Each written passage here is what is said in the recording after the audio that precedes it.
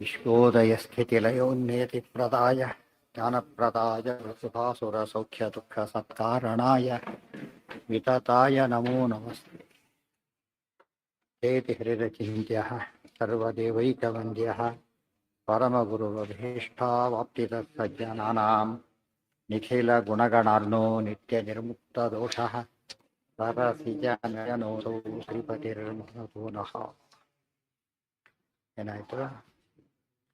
ವೃಕ್ಷೋ ವಪುಃ ಪಿತುಮಾನ್ ನಿತ್ಯ ಆಶಯೇ ದ್ವಿತೀಯಂ ಆಸಪ್ತ ಶಿವಾಸು ಮಾತೃಷು ತೃತೀಯಂ ಅಸ್ಯ ವೃಷಭಸ್ಯ ದೋಹಸೆ ದಶಪ್ರಮತಿಂ ಜನಯಂತ ಯೋಷಣಃ. ವೃಕ್ಷಃ ವಪುಃ ಪಿತುಮಾನ್ ನಿತ್ಯಃ ಆಶಯೇ ದ್ವಿತೀಯಂ ಆಸಪ್ತ ಶಿವಾಸು ಮಾತೃಷು ತೃತೀಯಂ ಅಸ್ಯ ವೃಷಭಸ್ಯ ದೋಹಸೆ ದಶಪ್ರಮತಿಂ ಜನಯಂತ ಯೋಷಣಃ. ಅದರಲ್ಲಿ ಇನ್ನೆದೆಲ್ಲ ಆಯಿತು. ನಿತ್ಯ ದ್ವಿತೀಯಂ ವಪುಃ ನಿರೂಪಯತಿ ಪೃಚ್ಛಃ ಇತಿ. ದ್ವಿತೀಯಂ ವಪುಃ ಪೃಚ್ಛಃ. ಪೃತ್ ಪೃತ್ ಪೃತನಾ. ಪೃತ್ ಅಂದರೆ ಪೃತನಾ. ತಸ್ಯಾಹ ಕ್ಷಯಕಾರಿತ್ವಾತ್ ಪೃಚ್ಛಶಬ್ದವಾಚ್ಯಂ. ಪೃತನಾಯಾಹ ಕ್ಷಯಕಾರಿತ್ವಾತ್ ಪೃಚ್ಛಃ. ಸೈನ್ಯವನ್ನು ನಾಶ ಮಾಡೋದರಿಂದ. ಸೈನ್ಯವನ್ನು ನಾಶ ಎಲ್ಲರೂ ಮಾಡಿದ್ದಾರೆ ಅಂತ ಕೇಳಿದ್ರೆ ಅಸಾಧಾರಣ್ಯೇನ ವಿಪದೇಶ ಭವಂತಿ. ಬಹಳ ಹೆಚ್ಚು ಮಾಡಿದವರು ತಿಂತಾರೆ, ಎಲ್ಲರೂ ತಿಂತಾರೆ. ಅವನು ತಿಂತಾನೆ ಅಂತ ಅದಕ್ಕೆ ಹೆಚ್ಚು ತಿಂದಾಗ ಏನಂತಾರೆ? ತಿಂತಾನೆ ಅಂತ ಕರೀತಾರೆ. ಹೊಟ್ಟೆ ಬಾಕ ಅಂತ ಕರೀತಾರೆ. ಹೊಟ್ಟೆ ಹಾಕ್ಕೊಂಡಿದ್ರು ಹೊಟ್ಟೆ ಬಾಕ ಅಂತ ಕರಿಬೇಕು. ಏನಾಗಬೇಕದು? ಹೆಚ್ಚು ತಿನ್ನಬೇಕು. ಅದು ಇವರು ಹಾಗಲ್ಲ. ಏನು ಮಾಡಿ ಹೆಚ್ಚು ಸೈನ್ಯವನ್ನು ನಾಶ ಮಾಡಿದ್ದರಿಂದ ಏನಂತ ಕರೀತಾರೆ? ಇವು ಬೌಲರು ಕೂಡ ರನ್ ನೋಡಿದ್ರು ಬೌಲರ್ ಬ್ಯಾಟ್ಸ್ಮನ್ ಅಂತ ಕರೆಯೋದಿಲ್ಲ. ಬ್ಯಾಟ್ಸ್ಮನ್ ಯಾತ ಕರೀತಾರೆ? ಚೆನ್ನಾಗಿ ಹೆಚ್ಚು ರನ್ ತಾನೆ ಅಂತೇಳಿ. ಆ ಅರ್ಥದಲ್ಲಿ ಪಿತು ಏನಾಯ್ತು ಈಗ? ಪೃಚ್ಛ ಅತಿ ಹೆಚ್ಚು ಸೈನ್ಯವನ್ನು ಕೊಂದ. ಬಹ್ವಕ್ಷೌಹಿಣ್ಯ ಅನೀಕ ಕ್ಷಪಣ ಸುನಿಪುಣಂ ಯಶ್ಚ ಸರ್ವೋತ್ತಮಸ್ಯ ಶುಶ್ರೂಷಾರ್ಥಂ ಚಕರ್ಥ ಸ್ವಯಮಯವಥ ಸಂವಕ್ತು ಆನಂದ ತೀರ್ಥ ಶ್ರೀಮನ್ನಾಮನ್ ಸಮರ್ಥ ತ್ವಮಪಿ ಯುವಯೋ ಪಾದಪದ್ಮಂ ಪ್ರಪದ್ಯೆ. ಅದರಲ್ಲಿ ಬಹ್ವಕ್ಷಿಣಿಯನ್ನು ಹೊಂದಿರತಕ್ಕಂತಹ ದುರ್ಯೋಧನಾದಿಗಳನ್ನು ಮತ್ತು ಬಹ್ವಕ್ಷಿಣಿ ಸೈನ್ಯವನ್ನು ಸಹ ಹೊಂದಿದ್ದವರು. ಅಲ್ಲಿ ಎರಡರ್ಥದಲ್ಲಿ, ಒಂದು ಸೈನ್ಯವನ್ನು ಹೆಚ್ಕೊಂಡವರು ಅವರೇ, ಶತ್ರುಗಳನ್ನು ಹೆಚ್ಕೊಂಡವರು ಅವರೇ. ಕೃಷ್ಣನ ಅನಂತರ ಕೃಷ್ಣನ ಶತ್ರುಗಳನ್ನು ಅತಿ ಹೆಚ್ಚು ಕೊಂದವರು ಅಲ್ಲಿ ರಾಮ ಸೈನ್ಯದಲ್ಲಿ ಹನುಮಂತ, ಇಲ್ಲಿ ಭೀಮಸೇನ. ಇಲ್ಲಿ ಹೆಚ್ಚು ಪರಪಕ್ಷ ನಾಶ ಮಾಡಿದವರು ಕೂಡ ಶ್ರೀಮದ್ ಆಚಾರ್ಯ. ಅಲ್ಲಿ ಇಲ್ಗೂ ಅನ್ವಯ ಮಾಡ್ಕೋಬೇಕಾದ್ರೆ ಬಹ್ವಕ್ಷೌ ಹಿಂಡನೀಕ ಕ್ಷಪಣ ಸುನಿಪುಣಂ ಕ್ಷಯಕಾರಿತ್ವ ಪೃಚ್ಛಶಬ್ದವಾಚ್ಯಂ ಕ್ಷೀಕ್ಷಯೇ ಇತಿ ಕರ್ತರ್ಥೆ ಔಣಾದಿಕೆ ಅಸನ್ ಪ್ರತ್ಯಯ ಕೃತೆ ಪೃಚ್ಛಃ ಇತಿ ಸಕಾರಾಂತ ಶಬ್ದ ನಿಷ್ಪತ್ತಿರಿತಿ ಭಾವ. ಪೃಚ್ಛಃ ಪೃಚ್ಛಸ್ ಮನಸ್ಶಬ್ದ ಇದ್ದಾಗೆ ಪೃಚ್ಛ ಸಕಾರಾಂತ ಅಂತ ಹೇಳಿದ್ರೆ ಮನಸ್ಸಕಾರಾಂತ. ಗೊತ್ತಾಯ್ತಾ? ವನ ಜ್ಞಾನ ಎಲ್ಲ ಏನದು ಅಕಾರಾಂತ. ನೋಡೋದಕ್ಕೆ ಒಂದೇ ರೀತಿ ಕಂಡ್ರು ಕೂಡ ಅದು ಯಾವ ಅಂತ ಅನ್ನೋದನ್ನ ಶಬ್ದ ನಡೆಯೋ ರೀತಿ ಬೇರೆ ಆಗತ್ತೆ.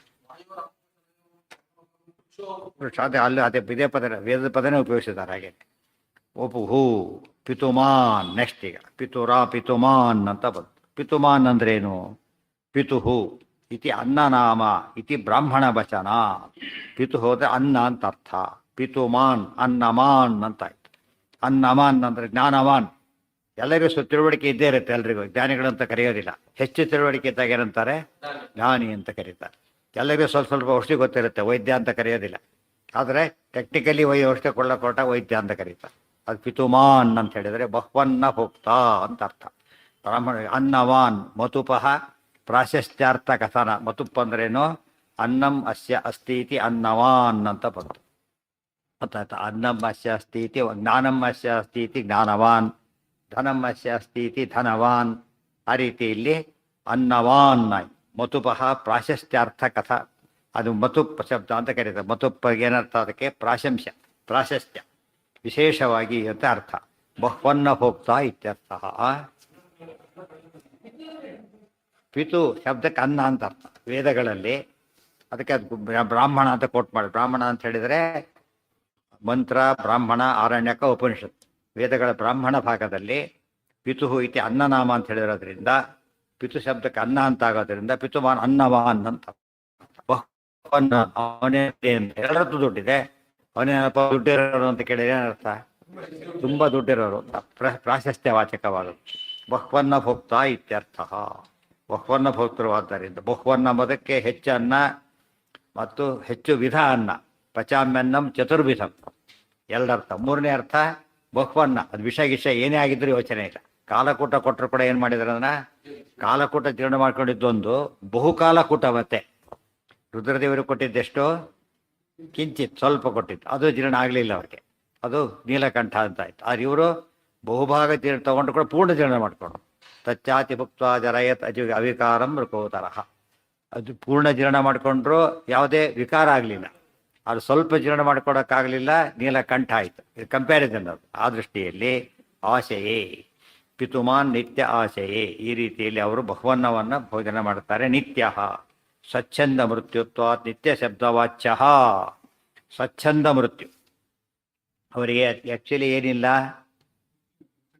ಇದೆಲ್ಲ ಬ್ರಹ್ಮಸೂತ್ರದಲ್ಲಿ ಬಂದಿರೋ ವಿಚಾರ ಇದು. ವಾಯುದೇವರ ನಾಶ ಇದೆಯೋ ಇಲ್ಲ, ಉತ್ಪತ್ತಿ ಇದೆಯೋ ಇಲ್ಲ ಅಂತ ಪ್ರಶ್ನೆ. ಉತ್ಪತ್ತಿ ಇಲ್ಲ ಅಂದರೆ ವಾಯುದೇವ್ರ ಉತ್ಪತ್ತಿ ಇಲ್ಲ, ಏನಾಯ್ತಾಗ ಏನು ದೋಷ ಬರುತ್ತೆ? ದೇವರಿಗೆ ಸರ್ವಕರ್ತೃತ್ವ ಬರೋದಿಲ್ಲ. ಅದಕ್ಕೆ ಜನ್ಮಾದ್ಯಸ್ಯ ಯತಃ, ಎಲ್ಲದರ ಸೃಷ್ಟಿ ಮಾಡೋನು ವಾಯುದೇವರನ್ನು ಬಿಟ್ಟು ಸೇರಿಸ್ಕೋಬೇಕಾಗಿ, ಬಿಟ್ಟು ಕಡೆಗೆ ಬಿಡುತ್ತೆ, ಕಡೆಗೇರಿಲ್ಲ ಅಂತ ಬಿಡುತ್ತೆ, ಕಡೆಗೆ ಆಗಲ್ಲ. ಅದಕ್ಕೇನೋ ಸೃಷ್ಟಿ ಇದ್ದೇ ಇದೆ. ಹಾಗಿದ್ರೆ ವಾಯುರ್ಭಾವ ನಿತ್ಯ, ಇನ್ನೊಂದು ವಾಕ್ಯ ಇದೆ ವಾಯು ನಿತ್ಯ ಅಂತ. ಇನ್ನೊಂದು ಅದಕ್ಕೆ ಹೇಳ್ತೀರಿ ಈಗ ನಿತ್ಯತ್ವ ಒಪ್ಕೊಂಡ್ರೆ ಸೃಷ್ಟಿಕರ್ತತ್ವ ಹೋಯ್ತು, ಸೃಷ್ಟಿಕರ್ತವ ಒಪ್ಕೊಂಡ್ರೆ ನಿತ್ಯತ್ವ ಹೋಯ್ತು. ಏನು ಮಾಡ್ಬೇಕೀಗ? ಅದಕ್ಕೆ ಉತ್ತರ ಕೊಡ್ತಾರೆ, ಅದು ವಿಶೇಷ. ಸ್ವಚ್ಛಂದ ಮೃತ್ಯು. ಆದ್ದರಿಂದ ನಿತ್ಯ ಸ್ವಚ್ಛಂದ ಮೃತ್ಯುತ್ವ ನಿತ್ಯ ಶಬ್ದವಾಚ್ಯ. ಅವ್ರು ಹೇಗಿದ್ದಾರೆ ಅಂತ ಕೇಳಿದರೆ ನಿತ್ಯ ಹೌದು, ಸ್ವಾತಂತ್ರ್ಯನ ನಿತ್ಯ ಅಲ್ಲ. ಏನಾಗಿದ್ದಾರೆ? ಭಗವದ್ ಅಧೀನ ನಿಷ್ಠರಾಗಿರೋದ್ರಿಂದ ನಿತ್ಯತ್ವ ಎಂಥದ್ದು ಬಂತು? ದೇವರಿಗೆ ಅಧೀನವಾದದ್ದು. ಆದ್ದರಿಂದ ಅವ್ರಿಗೇನಿದೆ? ಪರಮಾತ್ಮನ ಜನ್ಮಾದ್ಯಸ್ಯ ಅಂತ ಹೇಳಬೇಕಾದ್ರೆ ಸೃಷ್ಟಿ ಸ್ಥಿತಿ ಲಯ ನಿಯಮನ ಜ್ಞಾನ ಅಜ್ಞಾನ ಬಂಧ ಮೋಕ್ಷ ಎಲ್ಲರಿಗೂ ಪರಮಾತ್ಮ ಎಲ್ಲ ಮಾಡೋದಿಲ್ಲ, ನೆನ್ಪಿಟ್ಕೋಬೇಕು. ಎಲ್ಲರಿಗೂ ಮಾಡೋದಿಲ್ಲ. ಯಾಕೆ? ಉದಾಹರಣೆ ಯಾವುದಿದೆ? ಈಗ ಮೋಕ್ಷ ಇದೆ, ಮೋಕ್ಷ ಎಲ್ಲರಿಗೂ ಕೊಡ್ತಾನ? ಕೊಡೋದಿಲ್ಲ. ಯಾರಿಗೆ ಕೊಡ್ತಾನೆ? ಅದೇ ರೀತಿ ತಮಸ್ಸಿದೆ, ತಮಸ್ಸು ಎಲ್ಲರಿಗೂ ಕೊಡ್ತಾನ? ಅದೇ ರೀತಿಯೇ ಯಾರಿಗೆ ಎಷ್ಟೆಷ್ಟು ಮಾಡೋದಕ್ಕೂ ಅಷ್ಟು ಮಾಡ್ತಾನೆ. ಸೃಷ್ಟಿ ಸ್ಥಿತಿ ಲಯ ಇವೆಲ್ಲರಿಗೂ ಮೋರಲ್ಲೆಸ್ ನೀವೆಲ್ಲ ಕಾಮನ್, ಪ್ಲಸ್ ನಿಯಮನ, ನೀವು ನಾಲ್ಕನ್ನು ಎಲ್ಲರಿಗೂ ಕಾಮನ್, ಪ್ರತಿಯೊಬ್ಬರಿಗೂ ಕೊಡೋಗುಂಟು. ಆಮೇಲೆ ಜ್ಞಾನ ಎಲ್ಲರಿಗೂ ಕೊಡೋದಿಲ್ಲ. ಯಾರಿಗೆ ಕೊಡ್ತಾನೆ? ಯೋಗ್ಯರಿಗೆ ಮಾತ್ರ. ಅವ್ರಿಗೆ ಜ್ಞಾನ ತೆಗಿತಾನೆ. ಆಮೇಲೆ ನಿಯಮ ಜ್ಞಾನ ಅಜ್ಞಾನ ಕೂಡ ಯಾರಿಗೆ ಕೊಡ್ತಾನೆ? ಇವ್ರಿಗೆ ಯೋಗ್ಯರಿಗೆ ಜ್ಞಾನ, ಅಯೋಗ್ಯರಿಗೆ ಅಜ್ಞಾನ. ಬಂಧ ಅಯೋಗ್ಯರಿಗೆ, ಮೋಕ್ಷ ಯೋಗ್ಯರಿಗೆ. ಆ ನಾಲ್ಕೇನಾಯ್ತು ಈಗ? ಡಿವೈಡ್ ಆಗೋದು. ಆ ದೃಷ್ಟಿಯಿಂದ ನಿತ್ಯತ್ವ ಅಂತ ಹೇಳಿದರೆ ಈ ರೀತಿ ನಿತ್ಯತ್ವ ಇದೆ ವಾಯುದೇವರಿಗೆ. ಆ ದೃಷ್ಟಿಯಲ್ಲಿ ನಿತ್ಯತ್ವ ಹೇಳ್ತಕ್ಕಂಥ ವೇದವಾಕ್ಯನೂ ಸರಿ, ಸೃಷ್ಟಿ ಹೇಳ್ತಕ್ಕಂಥ ವೇದವಾಕ್ಯನೂ ಸರಿ. ಗೊತ್ತಾಯ್ತಾ? ಸವಾ ಇದಂ ಸರ್ವಮಸೃಜತ, ವೇದವಾಕ್ಯನ ಹೇಳಿತ್ತು. ಸವಾ ಇದಂ ಸರ್ವಮಸೃಜತ, ಅದೆಲ್ಲವನ್ನು ಸೃಷ್ಟಿ ಮಾಡಿದ. ವಾಯುರ್ಭಾವ ನಿತ್ಯ, ಗೊತ್ತಾಯ್ತಾ? ವಾಯು ನಿತ್ಯ. ಎರಡು ವೇದವಾಕ್ಯಗಳೇ. ಒಬ್ಬೊಬ್ಬರು ಬೇರೆ ಬೇರೆ ಜನ ಭಕ್ತಿತ್ತು, ಒಂದು ವಾಕ್ಯ ಬೇರೆಯವ್ರದ್ದು, ಇನ್ನೊಂದು ವಾಕ್ಯ ಬೇರೆಯವರಾಗಿದ್ದರೆ ಒಬ್ಬರು ಸರಿ ಒಬ್ಬರು ತಪ್ಪು ಅನ್ಬೋದು. ಒಬ್ಬನೇ ಹೇಳಿದಾಗ ಅವನು ಮೂರ್ಖನಾದರೆ ಕಾಂಟ್ರಡಿಕ್ಷನ್ ಅಂತ ಹೇಳಬೇಕು, ಯೋಗ್ಯರಾದರೆ ಅರ್ಥ ಬೇರೆ ಇದೆ ಅಂತ ಹೇಳಬೇಕು. ಗೊತ್ತಾಯ್ತಾ? ಇವರು ನಿತ್ಯತ್ವ ಅನ್ನೋದು ಬೇರೆ. ಅದು ಯಾಕೆ? ಏವಂ ಪ್ರಳಯ ಕಾಲೇಪಿ ಪ್ರತಿಭಾತ ಪರಾವರಹ. ಪ್ರಳಯ ಕಾಲದಲ್ಲೂ ಕೂಡ ಏನಾಗಿದ್ದಾರೆ ಅವರು? ದೇವ್ರ ದರ್ಶನ ಮಾಡ್ತಾರೆ. ಅದಕ್ಕೆ ಉಳಿದವರಂತೆ ಅಲ್ಲ, ನಿತ್ಯತ್ವನೇ ಅವರಿಗಿದೆ. ಈ ಸರ್ವಿಸ್ನಲ್ಲಿದ್ದಾರೆ, ಇಲ್ಲ, ಈಗಿದ್ರು ಈಗಿಲ್ಲ. ಆದರೆ ವಾಯುದೇವರಿಗೆ ಪ್ರಶ್ನೆ ಇಲ್ಲ. ಅದಕ್ಕೆ ಮೃತ್ಯು ಕೂಡ ಎಂಥ ಮೃತ್ಯು ಅವರಿಗೆ? ಸ್ವಚ್ಛಂದ ಮೃತ್ಯು ಅಂದರೆ ಏನರ್ಥ? ಫ್ರೀ. ಅವರು ಇಷ್ಟಪಟ್ಟು ಮೃತ್ಯು ತಗೋತಾರೆ ಹೊರತು, ಇಷ್ಟಪಡೋದು ಎರಡು ರೀತಿಯಲ್ಲಿ. ದೇವರ ಒಂದು ಹಿರಿಮೆಯನ್ನು ಸ್ಥಾಪನೆ ಮಾಡಬೇಕು. ತಮಗೆ ಈ ದೇಹ ಇದೆ, ದೇವರಿಗಿಂತ ದೇಹ ಇಲ್ಲ, ತಮಗೂ ದೇವ್ರಿಗೆ ವ್ಯತ್ಯಾಸ ತೋರಿಸ್ಬೇಕು. ಆ ದೃಷ್ಟಿಯಿಂದ ಏನು ಮಾಡ್ತಾರೋ ಅವರು? ದೇಹ ಬಿಟ್ಟಾಗ ಏನಾಯ್ತು ಈಗ? ಅದು ಹರಿ ಮಹಿಮೆ. ಇಂಥ ನಾಶ ದೇವರಿಗಿಲ್ಲ. ದೇವರಿಗೆ ಸ್ವಚ್ಛಂದ ಮೃತ್ಯು ಅಂತ ದೇವ್ರಿಗೆ ಹೇಳಬಾರ್ದು. ಅದಕ್ಕೆ ದೇವರಿಗೆ ಮೃತ್ಯುವೇ ಇಲ್ಲ, ಇವರಿಗೆ ಮೃತ್ಯು ಇದೆ. ಅದು ನಮ್ಮಂತೆ ಆದರು. ಮೃತ್ಯು ಇಲ್ಲ ಅಂದರೆ ದೇವರಂತೆ ಆದರು, ಮೃತ್ಯು ಇದೆ ಅಂದರೆ ನಮ್ಮಂತೆ ಆಗಿಬಿಟ್ರು ಅಂದರೆ ಇಲ್ಲ. ಸ್ವಚ್ಛಂದ ಮೃತ್ಯು ನಮಗೇನಿಲ್ಲ. ಸ್ವಚ್ಛಂದ ಮೃತ್ಯು ಒದ್ದಾಡ್ಕೊತ ಸಾಯ್ಬೇಕು ಹೊರತು ಏನಿಲ್ಲ ಅದರೊಳಗೆ. ಸ್ವಚ್ಛಂದ ಮೃತ್ಯು ಎಂಬುದಿಲ್ಲ. ತುಂಬ ಜನ ಭಾರಿ ಒಂದ ಸಾಯ್ಬಾರ್ದು ಅನ್ಕೋತಾರೆ, ಅನ್ಕೋ ಸಾಯೋದಿಲ್ಲ. ಗೊತ್ತಾಯ್ತಾ? ಒಬ್ಬ ಭಾರಿ ಹಣ್ಣಣ್ಣು ಮುದುಕ, ನೂರಾರು ರೋಗಗಳು, ಸಾಯ್ಬೇಕಾದ್ರೆ ಸಾಯೋದಿಲ್ಲ. ಅವ್ನ ಮಕ್ಕಳು ಕುಂಡ್ಕಡೆ ಹೋಗ್ಬಿಡ್ತಾರೋ, ಅವ್ನು ಎದುರಿಗೆ ಹೋಗ್ಬಿಡ್ತಾರೆ, ಅವನೇನೂ ಆಗಿಲ್ಲ. ಮತ್ತೆ ಅವನು ಸಾಯಬಾರ್ದು ಅಂತಿದೆ, ಸತ್ರು. ಇವನು ಸಾಯ್ಬೇಕು ಅಂತಿದೆ, ಸಾಯ್ತಾ ಇಲ್ಲ. ಇದೇನು ತೋರಿಸ್ತಾ ಇದೆ? ಮೃತ್ಯು ನಮ್ಮ ಛಂದ ಶಬ್ದಕ್ಕೆ ಇಚ್ಛೆ, ನಮ್ಮ ಇಚ್ಛೆಯಲ್ಲಿಲ್ಲ. ಸ್ವಚ್ಛಂದ ಪ್ರವೃತ್ತಿ. ಅಲ್ಲಿ ಛಂದ ಶಬ್ದಕ್ಕೆ ಏನರ್ಥ? ಇಚ್ಛಾ ಪ್ರವೃತ್ತಿ, ಇಚ್ಛಾ ಅಂತ ಅರ್ಥ. ಛಂದಸ್ಸಿಗೆ ಇಚ್ಛಾ ಅಂತ ಅರ್ಥ ಇದೆ, ಛಂದಸ್ಸಿಗೆ ವೇದ ಅಂತ ಅರ್ಥ ಇದೆ. ಛಂದಸ್ಸಿಗೆ ಛಂದಸ್ಸು, ಅನುಷ್ಠುಪ್ ಛಂದಸ್ಸು, ಗಾಯತ್ರಿ ಛಂದಸ್ಸು ಆ ಅರ್ಥ ಇದೆ. ಇನ್ನೊಂದು ಅರ್ಥ ಇಚ್ಛೆ ಅಂತ ಅರ್ಥ ಇದೆ. ಸ್ವಚ್ಛ ಸ್ವಚ್ಛಂದ ಮೃತ್ಯು. ಹ್ಞೂ ಅಲ್ಲಿವರೆಗೆ ಇವರಿಗೆ ಏನಾಗಿತ್ತು ಭೀಷ್ಮರಿಗೆ ಸ್ವಚ್ಛಂದ ವೃತ್ತಿತ್ವ ವರ ಇತ್ತು. ವರ ಬೇರೆ, ಇವರು ಸಹಜವಾಗಿದೆ. ಅರ್ಥ ಆಯ್ತಾ? ಈಗ ವರ ಬಂದು ಬರೋದು ಬೇರೆ, ನ್ಯಾಚುರಲ್ ಆಗಿರೋದು ಬೇರೆ. ಆದ್ದರಿಂದ ಅವ್ರಿಗೆ ಇವ್ರಿಗೆ ಕಂಪೇರ್ ಮಾಡಕ್ಕೆ ಬರೋದಿಲ್ಲ. ಸ್ವಚ್ಛಂದ ಮೃತ್ಯು ಇದು ವಿಶಿಷ್ಟವಾದದ್ದು. ಸತ್ಯ ಅವ್ರು ಇಷ್ಟಪಡಲಿಲ್ಲ, ಅವಾಗೇನಾಗತ್ತೆ, ಮೃತ್ಯು ಹತ್ತಿರ ಬರ್ಲಿಕ್ಕೆ ಸಾಧ್ಯ ಇಲ್ಲ. ಅವ್ರು ಇಷ್ಟಪಟ್ಟಾಗ ಮಾತ್ರ ಬಿಟ್ಟು ಹೋಗ್ಬಿಡೋದು. ಉದಾಹರಣೆ ನಮ್ಮಲ್ಲೇ ಇದೆ, ಸ್ಯಾಲ್ ಬಿಚ್ಚು ಭಾರಿ ಸುಲಭ. ಮತ್ತು ಚಿಕ್ಕ ಮಕ್ಕಳಿಗೆ ಸ್ವೆಟರ್ ಹಾಕಿಬಿಟ್ರೆ ಎಷ್ಟು ಕಷ್ಟ ಬಿಚ್ಚೋದು ಅವರು. ಇದು ಒದ್ದಾಡಿ ಹೋಗ್ಬಿಡ್ತಾರೆ. ದೊಡ್ಡವರಿಗೆ ಭಾರಿ ಟೈಟ್ ಆಗಿದ್ರೆ ಬಜಿತ ಆಗುತ್ತೆ. ಅದಕ್ಕೆ ಕೆಲವು ಸಿಂಪಲ್ ಆಗಿದ್ದರೆ ಭಾರಿ ನಿಶ್ಚಿಂತೆ. ಆ ಅರ್ಥದಲ್ಲಿ ಅನ್ನವಾನ್ ಮತುಪಹ. ಆದ್ದರಿಂದ ವಾಯುದೇವರಿಗೂ ಅವರಿಗೂ ದೇವರಿಗೂ ವ್ಯತ್ಯಾಸ ಇದೆ, ನಮಗೂ ವಾಯುದೇವರಿಗೂ ವ್ಯತ್ಯಾಸ ಇದೆ, ಮತ್ತು ರುದ್ರಾದೇವತೆಗಳು ವಾಯುದೇವರಿಗೂ ವ್ಯತ್ಯಾಸ ಇದೆ. ಇದೆಲ್ಲ ತಿಳ್ಕೊಳ್ಳೋದಕ್ಕೋಸ್ಕರ ತಾರತಮ್ಯಕ್ಕೆ ಇದೆಲ್ಲ ಉಪಯುಕ್ತವಾದದ್ದು. ಸುಮ್ಮನೆ ತಾರತಮ್ಯ ಅಂತೇಳಿ ನೋ ಚೇಂಜ್ ಅಂದರೆ ಏನರ್ಥ? ಅದಕ್ಕೆ ತಾರತಮ್ಯಕ್ಕೆ ಅರ್ಥನೇ ಇಲ್ಲ. ಸುಮ್ಮನೆ ತಾರತಮ್ಯ ಅಂದ್ರೆ ಅರ್ಥ ಇಲ್ಲ, ಸುಮ್ಮನೆ ಸಾಮ್ಯ ಅಂದ್ರೂ ಅರ್ಥ ಇಲ್ಲ. ಸಾಮ್ಯ ಹೇಳಿದಾಗ ಏನು ಮಾಡ್ಬೇಕು? ಅವರಾಗ ತೋರಿಸ್ಬೇಕು ಸಾಮ್ಯನ. ಸಾಮ್ಯನ ತೋರಿಸ್ತಾ ಹೋದರೆ ಏನಲ್ಲ ಅದು ಸಾಮ್ಯ ಶಬ್ದಕ್ಕೆ ಅರ್ಥ ಅಲ್ಲ. ತಾರತಮ್ಯ ತೋರಿಸೋದ್ರೆ ತಾರತಮ್ಯನೂ ಅಲ್ಲ. ಅದನ್ನು ತೋರಿಸೋದಕ್ಕೆ ತಾರತಮ್ಯ. ಸುಮ್ಮನೆ ಮೆಕ್ಯಾನಿಕಲ್ ಏನು ಮಾಡಿ ಜೋರಾಗಿ ಕೂಗ್ಬಿಟ್ರೆ ಅರೆ ಸರ್ವೋತ್ತಮ ಅಂತ ಉಪಯೋಗ ಇಲ್ಲ. ಅರೆ ಸರ್ವೋತ್ತಮ ಅಂತ ಕೂಗೋದು, ಆಮೇಲೆ ದೇವ್ರನ್ನ ಬೈಯೋದು, ಏನರ್ಥ ಅದ್ರಾಗೆ? ವಾಯು ಜೀವೋತ್ತಮ ಶಾಸ್ತ್ರ ಓದೋ ವಾಯು ಜೀವೋತ್ತಮ ದೊಡ್ಡದಾಗಿ ಕೂಗೋದು, ಅವ್ರು ಏನು ಹೇಳಿದ್ದಾರೋ ಗೊತ್ತಿಲ್ಲ. ಅಂದರೆ ಕೂಗಾಟ, ದಂಭಕದ ಕೂಗಾಟ ಅಂತ ಕರೀತಾರೆ ಅದನ್ನು. ದಂಭಕದ ಕೂಗಾಟ. ಉದರ ವೈರಾಗ್ಯವಿದು ನಮ್ಮ ಪದುಮನಾಭನಲ್ಲಿ ದೇಶ ಕೂಗೋ ತಪ್ಪು ಅಂತ ಹೇಳಿಲ್ಲ, ಸುಮ್ಮನೆ ಕೂಗ್ತಾರೆ, ಅದು ತಪ್ಪು. ಹಿಂದೆ ಏನಿರ್ಬೇಕು? ಅದರಿಂದ ಕನ್ವಿಕ್ಷನ್ ಇರಬೇಕು, ತಿಳುವಳಿಕೆ ಇರಬೇಕು, ಅದು ಮಹತ್ವ ಇರುತ್ತೆ. ಜೈ ಇಂದಂತ ಕೂಗೋದು, ಅಲ್ಲಿ ಹೋಗಿ ಜೈ ಇದಂತ ಕೂಗಿದ್ರೆ ಇನ್ನೊಂದು ಕೂಗಿದ್ರೆ ದುಡ್ಡು ಕೊಟ್ಟಾಗೆಲ್ಲ ಕೂಗ್ತಾನೆ ಅಂತ ಆಗುತ್ತೆ. ನಮ್ಮಲ್ಲಿ ಆಗಿರೋದು ಹಾಗೆ. ಹಾಂ ಹಾಂ ಹಾಂ ಯಾವ್ದು ಕೊಡುತ್ತೆ? ಅವಿಲ್ಲ. ಸ್ವಚ್ಛಂದ ಮೃತ್ಯುತ್ವ ಅದರಲ್ಲೂ ವೇರಿಯೇಷನ್ ಇದೆ. ಮತ್ತೆ ಸ್ವಚ್ಛಂದ ಮೃತ್ಯುತ್ವದಲ್ಲೂ ಏನಿದೆ? ಅಲ್ಲೂ ತಾರತಮ್ಯ. ಮತ್ತೆ ಉದಾಹರಣೆಗೆ ಸ್ವಶಬ್ದಕ್ಕೆ ನಾರಾಯಣ ಅಂತ ಅರ್ಥ, ಸ್ವಹ ಹರಿ, ದೇವರಿಚ್ಛೆ ಒಂದು ಬೇಕು, ಇನ್ನೇನು ಬೇಕಿಲ್ಲ. ಆದರೆ ಕೆಳಗಿನವರಿಗೆ ವಾಯುದೇವರಿಚ್ಛೆನೂ ಕೂಡ ಬೇಕು. ಮತ್ತೆ ಈಗ ಹೇಳಿಲ್ಲ, ಒಬ್ಬ ಇವನು ಕ್ಲರ್ಕ್ ರಿಟೈರ್ ಆಗ್ತಾನೆ, ಮೇಲೂರು ಎಲ್ಲರೂ ಪರ್ಮಿಷನ್ ಬೇಕು. ಈಗ ಚೀಫ್ ಆಫೀಸ್ ರಿಟೈರ್ ಆಗ್ತಾನೆ, ಯಾರು ಸಾಕವಂತೀಗ? ಸೀದಾ ಮಿನಿಸ್ಟ್ರಿಂದ ಬಂದ್ಬಿಡುತ್ತೆ ಅವ್ರಿಗೆ, ಗೊತ್ತಾಯ್ತಾ? ಸೀದಾ ಇಬ್ಬರು ಚೀಫ್ ಸೆಕ್ರೆಟರಿಯಿಂದ ಬರೋದು, ಉಳಿದವ್ರಿಗೆ ಹಾಗೆಲ್ಲ ಬರೋದಿಲ್ಲ, ಇವ್ರ ಮೂಲಕ ಬರೋದು.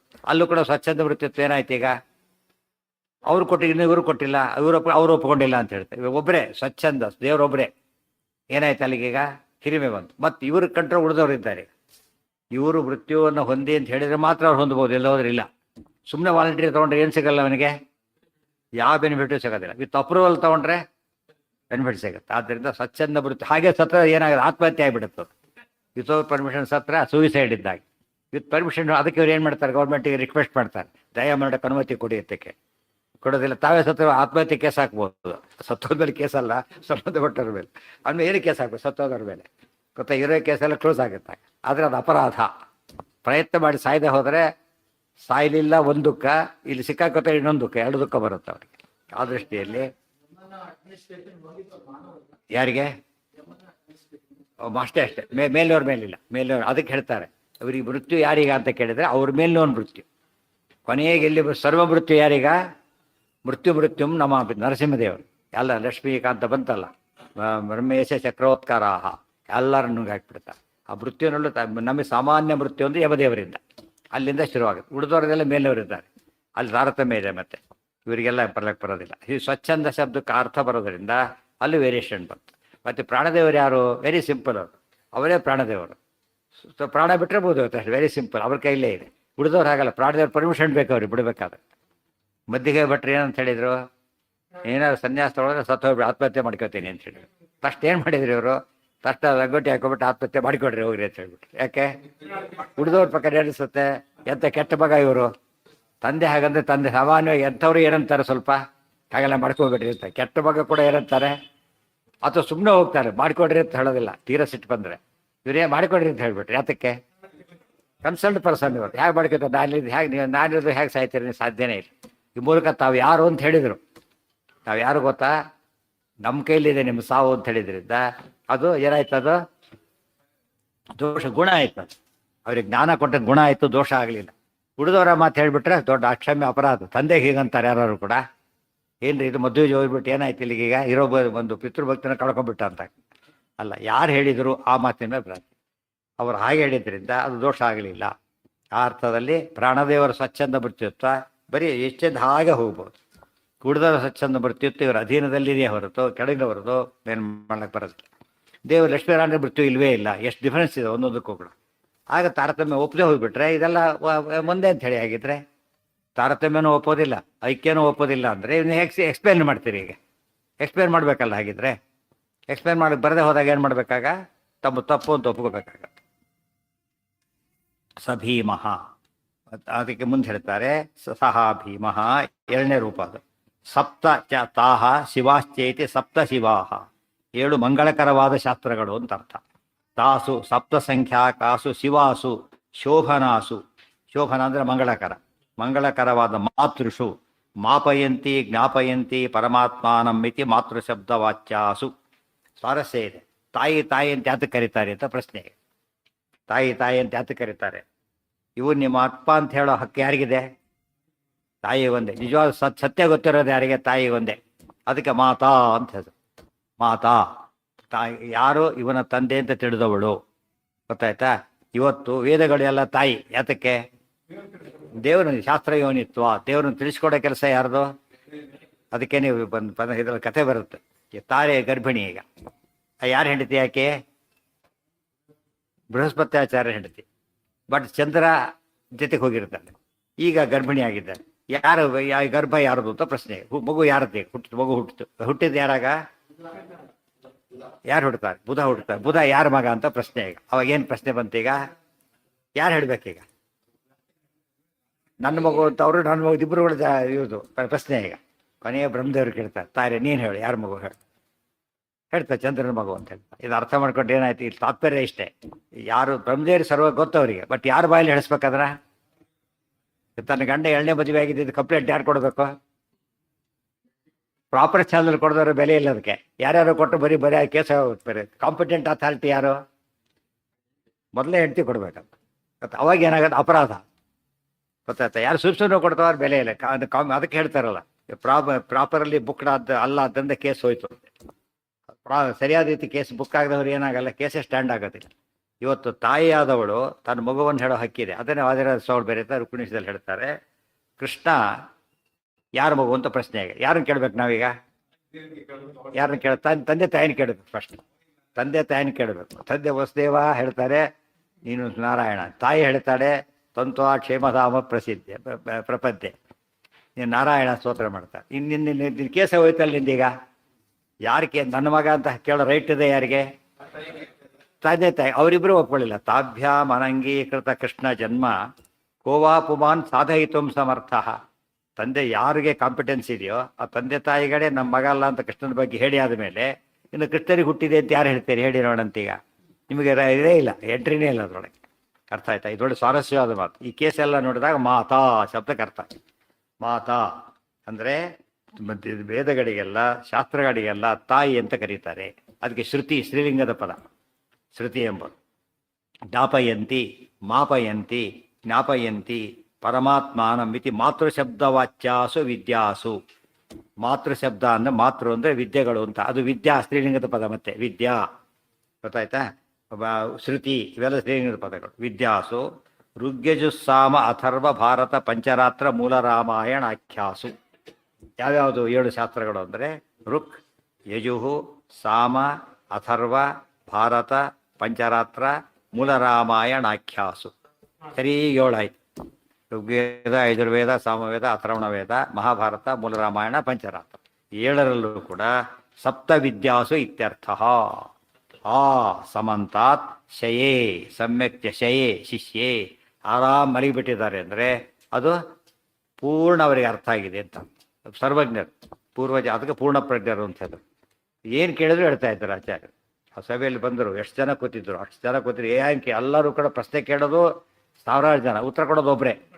ಅದು ತಕ್ಷಣ ಪಟ ಪಟ ಪಟ ಉತ್ತರ ಕೊಡೋದು. ಅದೇನರ್ಥ ಅರ್ಥ? ಅದಕ್ಕೆ ಎಲ್ಲ ಶಾಸ್ತ್ರದಲ್ಲೂ, ಒಂದೊಂದು ಶಾಸ್ತ್ರದಲ್ಲಲ್ಲ, ಎಲ್ಲ ಶಾಸ್ತ್ರದಲ್ಲೂ ಯಾವ ಭಾಗ ಕೇಳಿದ್ರು ಕೂಡ ಕೆಲವು ಪರೀಕ್ಷೆಗೆ ಅಷ್ಟು ಮಾತ್ರ ಕಲೆಕ್ಟ್ ಮಾಡ್ಕೊಂಡು ಹೋಗಿರ್ತಾರೆ, ಬೇರೆ ಅಲ್ಲ. ಅದರಲ್ಲೂ ಕೂಡ ಪಾಸಾಗೋ ಪೂರ್ತಿ ಕೆಲವು ನೋಡ್ಕೊಂಡು ಹೋಗಿ ಕೆಲವರು ಅದು ಪಾಸೇ. ಅವರು ಸ್ಟಿಲ್ ಓದಿರೋದು ಎಷ್ಟು? ಮಿನಿಮಮ್ ಓದಿ pass, minimum required for pass ಮಾಡಿರ್ತಾರೆ. ಇವ್ರು ಹಾಗಲ್ಲ, 100%. ಆದ್ದರಿಂದ ಏನಂತ ಹೇಳ್ತೀವಿ? ಶಯೇ ಆರಾಮಾಗಿ ಇದ್ಬಿಟ್ಟಿದ್ದಾರೆ. ಅದೇ ಇಡಿಯಮ್ ಆಗಿದೆ. ನಿದ್ಗಣ್ಣಲ್ಲಿ ಕೇಳಿದ್ರು ಹೇಳ್ತಾರೆ, ಮಲೆದಾಗ ಕೇಳಿದ್ರು ಹೇಳ್ತಾರೆ. ಯಾತಕ್ಕೆ? ಅಷ್ಟು ಮಾಸ್ಟ್ರಿ ಇದೆ ಅಂತ ಅರ್ಥ. ಇವರು ಹಾಗೆ ಏನ ಆ ಅಂದರೆ ಸಮ್ಯಕ್ ಅಂತ.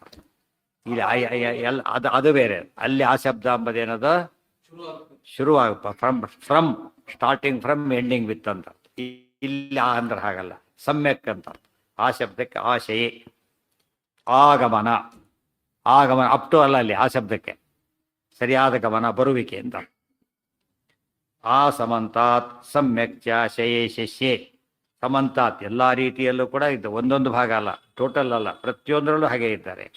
ಯಥಾ ಸುಪ್ತ ದೃಷ್ಟಾಂತ ಕೊಡ್ತಾರೆ.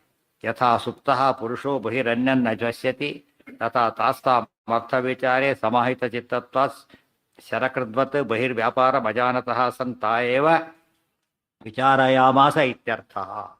ಅದು ಇನ್ನೊಂದು ಅರ್ಥವನ್ನು ಹೇಳಿದರು. ಏನು ಅಂದರೆ, ಮಲಗಿದವನಿಗೆ ಏನಿದೆ ಹೊರಗಿನ ಜ್ಞಾನ ಏನೂ ಇಲ್ಲ. ಮಲಗಿದವನಿಗೆ ಏನು ಹೊರಗಿನ ಜ್ಞಾನ ಇರೋದಿಲ್ಲ. ಅದು ಕಳ್ಳರು ಕೂಡ ಮಲಗಿದ್ದಾರೆ ಅಂದರೆ ನೋಡ್ತಾ ಇಲ್ಲ ಅಂತ ತಿಳ್ಕೊಂಡು ತಾನೇ ಬರೋದು. ಅದು ವಾಯುದೇವರು ಎಷ್ಟು ಶಾಸ್ತ್ರ ವಿಚಾರ ಮಾಡ್ತಾರೆ ಅಂದರೆ ಬೇರೆ ಕಡೆ ಗಮನನೇ ಕೊಡೋದಿಲ್ಲ. ಬೇರೆ ಕಡೆ ಗಮನ ಕೊಡೋದು ಯಾವಾಗಲೂ ಟೋಟಲ್ ಕಾನ್ಸಂಟ್ರೇಷನ್. ಟೋಟಲ್ ಕಾನ್ಸಂಟ್ರೇಷನ್ ಯಾವಾಗ ಬರುತ್ತೆ? ಪೂರ್ತಿ ಅರ್ಥ ಆದರೆ ಇಲ್ಲಿ ಬರೋದಿಲ್ಲ. ಸ್ವಲ್ಪ ಅರ್ಥ ಆಗಿದ್ರೆ ಆ ಕಡೆ ನೋಡ್ತಾನೆ, ಹೊತ್ತಾನೆ. ಈ ಮೈಕ್ ಇರುತ್ತೆ, ಕೇಳಿಸ್ತಾ ಹೋದ್ರೆ ನಾನು ಎದ್ದೋಗ್ಬಿಡ್ತಾರೆ ಹಿಂದವ್ರು. ಯಾಕೆ ಕುತ್ಕೊಂಡು ಏನು ಮಾಡೋದು ಅಂತ ಇರುತ್ತೆ. ತುಂಬ ಶಬ್ದ ಇರ್ತದೆ, ಒಂದೊಂದು ಶಬ್ದ ಆಗದೆ ಹೋದರೆ ಸುಮ್ಮನೆ ಕೇಳ್ತಾರೆ, ತುಂಬ ಅರ್ಥ ಆಗಿ ಎದ್ದೋಗ್ಬಿಡ್ತಾರೆ. ಮತ್ತೆ ಅದು ಅರ್ಥ ಆದರೆ ಮಾತ್ರ ಇನ್ವಾಲ್ವ್ಮೆಂಟ್ ಬರೋದು. ಮತ್ತು ಯಾವುದೋ ಭಾಷೆ ಟಿ ವಿ ನೋಡ್ತಿರ್ತಾನೆ, ಅವನಿಗೇನು ಇದು ಬರೋದಿಲ್ಲ. ನಕ್ರ ನಗೋದು ಅವ್ರ ನಕ್ರ ತಾನು ನಗ್ತಾನೆ, ಅಷ್ಟು ಅರ್ಥ ಆಗಲ್ಲ ಅವನಿಗೆ. ಆದರೆ ಅರ್ಥ ಆಗ್ತಿದ್ದಾಗ ಏನು ಮಾಡ್ತಾನೆ, ಯಾರು ಮಾಸ ಸುಮ್ಮನೆ ಇರು ಅಂತ ಹೇಳ್ಬಿಟ್ಟು ಅಷ್ಟೇ ಅದೇ ಗಮನ ಕೊಡ್ತಾನೆ. ಅದಕ್ಕೆ ವಾಯುದೇವರು ಮಲಗಿಬಿಟ್ಟಿದ್ದಾರೆ ಅಂತ ಕೇಳಿದರೆ, ಶಾಸ್ತ್ರ ವಿಚಾರ ಮಲಗಿದ್ದಾರೆ ಅಂತ ಕೇಳಿದರೆ, ನಾವು ಶಾಸ್ತ್ರದಲ್ಲೇ ಮಲಗೋದಲ್ಲ, ಶಾಸ್ತ್ರ ಬಿಟ್ಟು ಬೇರೆದಲ್ಲೇ ಮಲಗೋದು. ಬೇರೆದಲ್ಲಿ ಮಲಗೋದು ಅಂದ್ರೆ ಹೇಳಿ ಶಾಸ್ತ್ರ ಓದ್ತಾರೆ ಅಂತ ಅರ್ಥ. ಶಾಸ್ತ್ರದಲ್ಲೇ ಮರಿಬಿಟ್ರೆ ಅರ್ಥ ಆಗಿಲ್ಲ ಅಂತ ಅರ್ಥ. ವಾಯುದೇವರು ಬೇರೆ ವಿಚಾರದ ಬಗ್ಗೆ ಗಮನನೇ ಕೊಡೋದಿಲ್ಲ, ತನ್ಮಯರಾಗಿಬಿಡ್ತಾರೆ. ಶಾಸ್ತ್ರ ವಿಚಾರದ ತನ್ಮಯರಾಗ್ತಾರಾದ್ರಿಂದಾಗಿಯೇ ಸರ್ವಜ್ಞಮನ್ಯ ಮನವೇಚ್ಛ ಅಂತ ಇನ್ವಾಲ್ವ್ಮೆಂಟ್ ಇದ್ದವರು ಮಾತ್ರ ಪೂರ್ತಿ ಹೇಳ್ತಾರೆ ಅಂತ ದೇವರವರನ್ನ ಕಳಿಸ್ಕೊಟ್ಟಿದ್ದಾರೆ. ಯಥಾ ಸುಪ್ತ ಪುರುಷೋ ಬಹಿ ಅನ್ಯತ್ ನ ಪಶ್ಯತಿ ತಥಾ ತಾಸಾಂ ಅರ್ಥ ವಿಚಾರೇ ಸಮಾಹಿತ ಚಿತ್ತತ್ವ. ಸಮಾಹಿತ ಹೈಲಿ ಅಟೆಂಟಿವ್ ಆಗಿರೋ ಮನಸ್ಸಿರೋದ್ರಿಂದ ಅವ್ರನ್ನೇನಂತ ಕರೀತಾರೆ? ಶರಕೃದ್ವತ್. ದೃಷ್ಟಾಂತ ಶರಕೃದ್ವತ್. ಶರಕೃದ್ವತ್ ಅಂದ್ರೆ ಏನು? ಬಡಿಗೆ ಕೆತ್ತ. ಶರಕೃತ್ ಅಂದರೆ ಬಡಿಗೆ ಅವನು. ಅಲ್ಲಿ ಬಂದಿದೆ ಅದರಲ್ಲಿ ಮಹಾಭಾರತದಲ್ಲಿ, ಭಾಗವತ 24 ಗುರುಗಳಲ್ಲಿ ಒಬ್ಬ ಯಾರು? ಶರಕೃತ್. ಶರಕೃತ್ ಅಂದ್ರೇನೋ, ಒಬ್ಬ ರಾಜ ಬರ್ತಾ ಇದ್ದಾನೆ, ಅವ್ರ ಬಡಿಗೆ ಭಾಳ ಸೀರಿಯಸ್ ಆಗಿ ಮಾಡ್ತಾ ಇದ್ದಾನೆ. ರಾಜ ಬಂದಾಯ್ತು ಹೋಗಿದ್ದಾಯ್ತು, ಕಣ್ಣೆತ್ತು ನೋಡಲೇ ಇಲ್ಲ ಆ ಕಡೆಗೆ. ಇದನ್ನು ಏನು ಕಲಿತೆ ಅಂತ ಹೇಳಿದೆ ಅವತ್ತು. ಈ ರೀತಿ ತನ್ಮಯತೆ ಕಲಿಬೇಕು ಅಂತ ಅರ್ಥ ಮಾಡಿಕೊಂಡೆ ನಾನು. ಯಾವ ರೀತಿ ತನ್ಮಯನಾಗಬೇಕು ಅಂತ ಕೇಳಿದ್ರೆ, ಯಾರು ಬಂದಿದ್ದು? ರಾಜ. ಬರೋಕೆ ಒಬ್ಬನೇ ಬರ್ತಾರ? ರಾಜ ದೊಡ್ಡ ಪರಿವಾರ ಇರುತ್ತೆ, ಆ ಪರಿವಾರ ಸುಮ್ಮನೆ ಬರ್ತಾರ? ಒದರಿಕೋತ ಬರ್ತಾರೆ, ಜಯ ಜೊತೆ ಕೂತ್ಕೋತ ಬರ್ತಾರೆ. ಇಷ್ಟಾದ್ರೆ ಇವ್ರಿಗೆ ಅರ್ಥ ಆಗಿದೆ, ಇವ್ರಿಗೆ ಆ ಕಡೆ ತಿರುಗಿ ನೋಡಿಲ್ಲ ಅಂದ್ರೆ ಏನರ್ಥ? ಆ ರೀತಿ ನಾವು ಇನ್ವಾಲ್ವ್ ಆಗಬೇಕು, ಆ ರೀತಿ ದೇವರ ಧ್ಯಾನ ಮಾಡಬೇಕು. ಶರವತ್ ತನ್ಮಯೋ ಭವೇತ್ ಅಂತ ಒಂದು ಮಾತಿದೆ, ಅದು ಉಪನಿಷತ್ತಿನ ಮಾತು. ಇವನು ಶರಕೃತ್, ಇವನು ಅದು ಶರವತ್. ಅದು ಶರಕೃತ್ ಅಂದರೆ ಬಾಣ ಮಾಡೋನು, ಬಡಿಗೆ ಅಂತ ಅರ್ಥ. ಅಲ್ಲಿ ಶರವತ್, ನಾವು ಬಾಣ ಬಿಡಬೇಕಾದ್ರೆ ಹೇಗೆ ನೋಡ್ತೇವೆ ನಾವು ಅದನ್ನು? ಶರದ ಗುರಿ ಏನಾಗಿರಬೇಕು? ಬರೀ ಗುರಿಯಾಗಿರ್ಬೇಕು. ಶರ ಗುರಿ ಲಕ್ಷ್ಯಕ್ಕೆ ಮಾತ್ರ ಹಾಗಿಟ್ಟಿರ್ತಾನೆ. ಹಾಗೆ ನಮಗೆ ಗುರಿ ಏನಾಗಬೇಕು? ಬ್ರಹ್ಮತಲ್ ಲಕ್ಷ್ಯ ಮುಚ್ಯತೆ. ಬ್ರಹ್ಮದೇವ ಪರಮಾತ್ಮ ಲಕ್ಷ್ಯ ಹೇಗಿರಬೇಕು ಅಂದರೆ ಶರವತ್ ತನ್ಮಯೋ. ಬಾಣ ತನ್ನ ಗುರಿ ಕಡೆಗೆ ಮಾತ್ರ ಹೇಗಿರುತ್ತೋ ಹಾಗೆ ನಮ್ಮ ಮನಸ್ಸು ಎಲ್ಲಿರಬೇಕು? ಪ್ರಣವೋಧನು ಶರೋಹ್ಯಾತ್ಮ. ಉಪನಿಷತ್ತಿನ ಮಾತು ಮಾಂಡವ್ಯದಲ್ಲಿ ಹೇಳ್ತಾರೆ, ಪ್ರಣವೋಧನು ಶರೋಹ್ಯಾತ್ಮ ಬ್ರಹ್ಮತಲ್ ಲಕ್ಷ್ಯ ಮುಚ್ಯತೆ. ಶರ ಅಂದರೆ ಮನಸ್ಸು, ಬ್ರಹ್ಮ ಅಂದರೆ ಗುರಿ. ನಾವು ಹೇಗಿರಬೇಕು? ಆ ಕಡೆ ಗಮನ ಕೊಡಬೇಕು. ಅದನ್ನೆಲ್ಲ ವಾಯುದೇವರು ಹಾಕಿಕೊಡ್ತಾರೆ. ಆದ್ದರಿಂದ ಆಗ ಓಂಕಾರ ಅರ್ಥ ಆಗೋದು. ಅದು ಓಂಕಾರವನ್ನು ಪೂರ್ತಿ ಹೇಳೋದು ಯಾರಿಗೆ ಸಾಧ್ಯ? ವಾಯುದೇವರಿಗೆ. ಯಾತಕ್ಕೆ? ಅನಂತ ಮಾತ್ರ ಅಂತ ಹೆಸರಿಗೆ 3 ಅಕ್ಷರ ಆವು ಮಾ. ಆ್ಯಕ್ಚುಲಿ ಇರೋದು ಎಷ್ಟದರಲ್ಲಿ? ಇನ್ಫೈನೈಟ್. ಅಷ್ಟನ್ನೂ ಕಾಣ ಹಾಗೆ ಹೇಳ್ತಾರೆ ಅಂತ ಕೇಳಿದರೆ ಅದು ತನ್ಮಯತೆ. ಅಂಥ ತನ್ಮಯತೆ ಇಮ್ಯಾಜಿನ್ ಮಾಡೋಕ್ಕೂ ಸಾಧ್ಯ ಇಲ್ಲ. ಆದ್ದರಿಂದ ಅದು ಆಶಯ ಶಬ್ದಕ್ಕೆ ಅರ್ಥ. ಶರಕೃದ್ವತ್. ಮುಂದೆ ಮಾಪಯಂತಿ ಮಾಹ ವಿದ್ಯಾ ಏನ ಸಹ ಅನೇನ.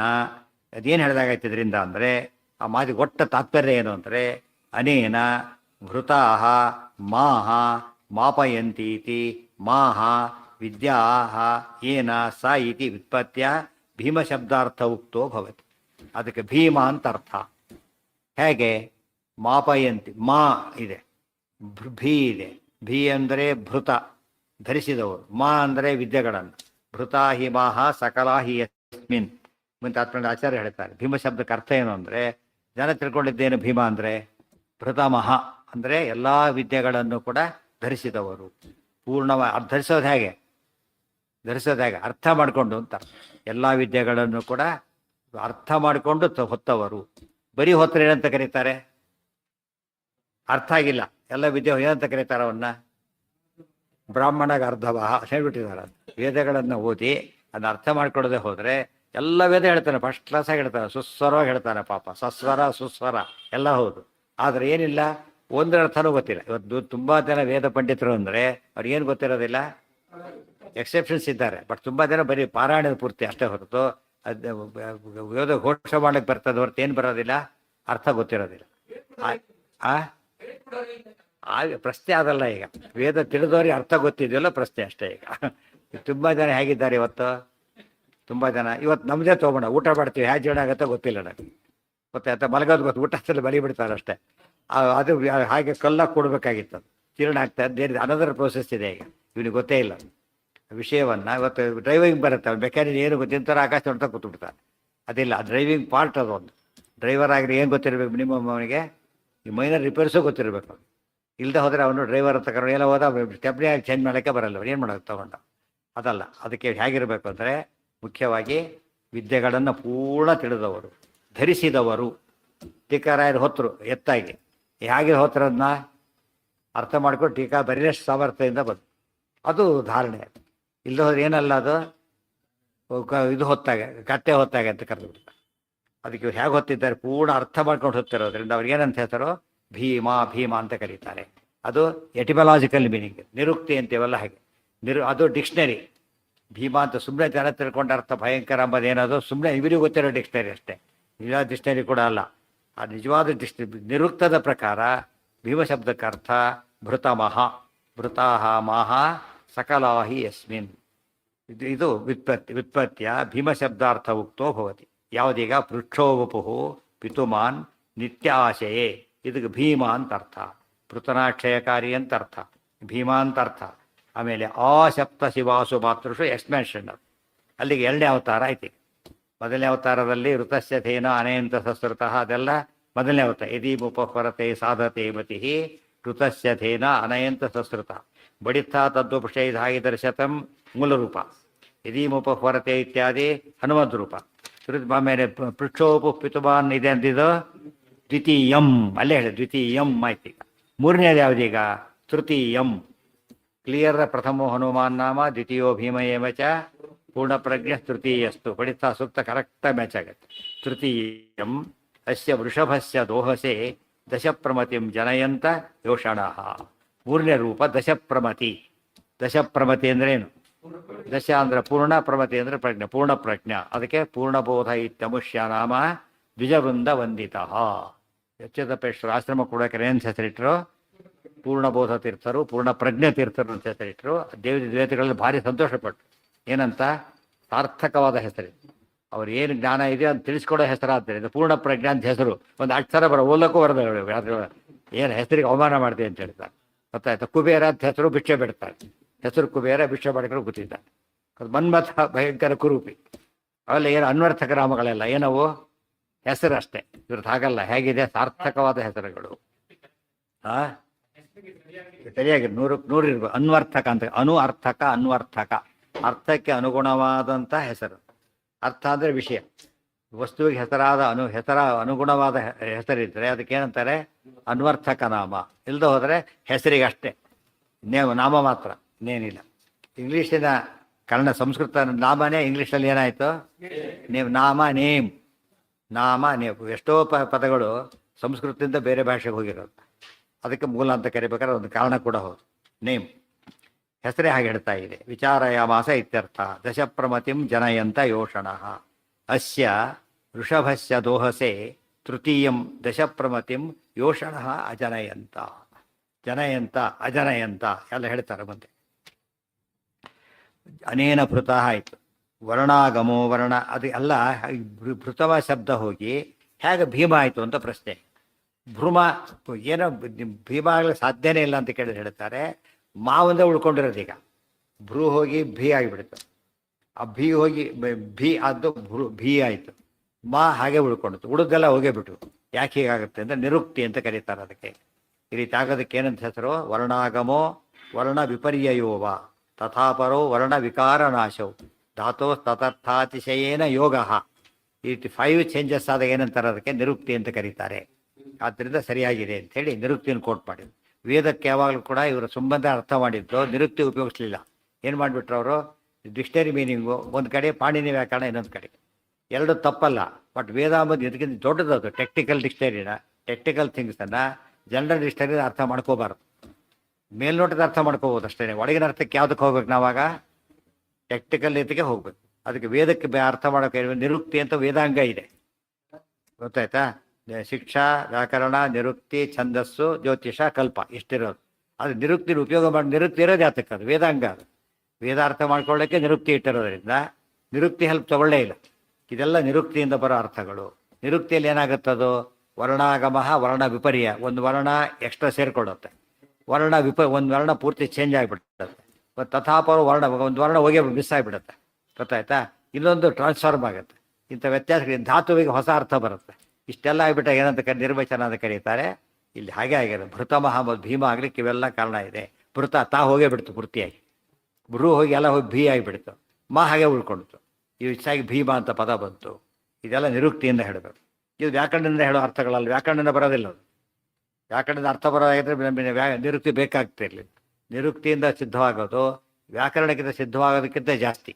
ವ್ಯಾಕರಣದಲ್ಲಿ ವರ್ಡ್ ಓರಿಯೆಂಟೆಡ್ ಜಾಸ್ತಿ ಇರುತ್ತೆ, ಇಲ್ಲಿ ಮೀನಿಂಗ್ ಓರಿಯೆಂಟ್ ಜಾಸ್ತಿ ಇರುತ್ತೆ. ನಿರ್ವಚನದಲ್ಲಿ ಅರ್ಥ ಗಮನ ಕೊಟ್ಟು ಪದ ಬರುತ್ತೆ, ಇದರಲ್ಲಿ ಶಬ್ದ ರೂಪ ಹಾಗೆ ನಿಷ್ಪನ್ನವಾಗುತ್ತೆ. ಆ ದೃಷ್ಟಿಯಿಂದ ನಿರುಕ್ತಿ ಎಂಬುದು ವಿಶೇಷ ಇದೆ.